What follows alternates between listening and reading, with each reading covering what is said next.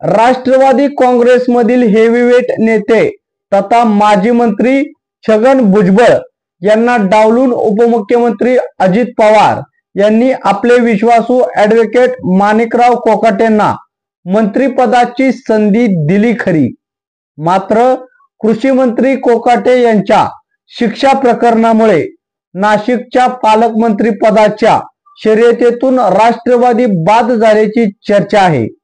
माजी कृषी मंत्री धनंजय मुंडे पाठोपाठ विद्यमान कृषी मंत्री ॲडव्होकेट कोकाटेंच्या शिक्षा प्रकरणामुळे राष्ट्रवादी आता पूर्णत्व बॅकफूटवर गेल्याचे चित्र आहे।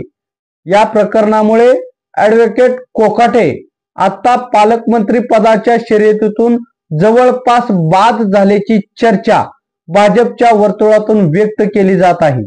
या प्रकरणामुळे पालकमंत्री पदावरील भाजपचा दावा अधिक भक्कम झाल्याचा दावाही भाजप नेते करीत आहेत। ॲडव्होकेट कोकाटेंना मंत्रिपदाची संधी दिल्यामुळे भुजबळ नाराज झालेले असून त्यांच्यात आणि राष्ट्रवादीत दुरावा निर्माण झाला आहे। नाशिकमधून तब्बल 7 आमदार निवडून आल्याने पवारांनी नाशिकमधून नरहरी झिरवाळ आणि कोकाटेंना संधी दिली। कोकाटे यांनी थेट नाशिकच्या पालकमंत्री पदावर दावा ठोकला। भाजप, शिवसेना, शिंदे गट आणि राष्ट्रवादीच्या दाव्यामुळे पालकमंत्री पदाचा पेच निर्माण झाला आहे।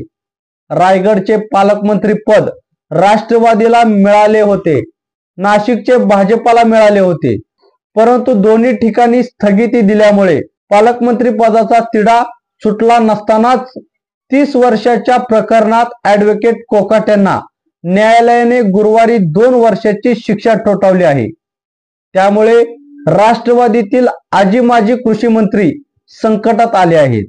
कोकाटे यांनी शिक्षेला आव्हान देण्याची तयारी केली असली तरी त्यांच्यावरील राजकीय संकट तुर्तास कायम राहणार आहे।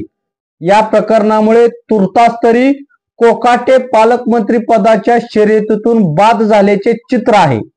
त्यामुळे कोकाटे यांनी मंत्रिपद मिळवले असले तरी आधीच्या कर्मामुळे त्यांच्यावर आता मंत्रिपदासह संभाव्य पालकमंत्रीपदही गमावण्याची वेळ आली आहे।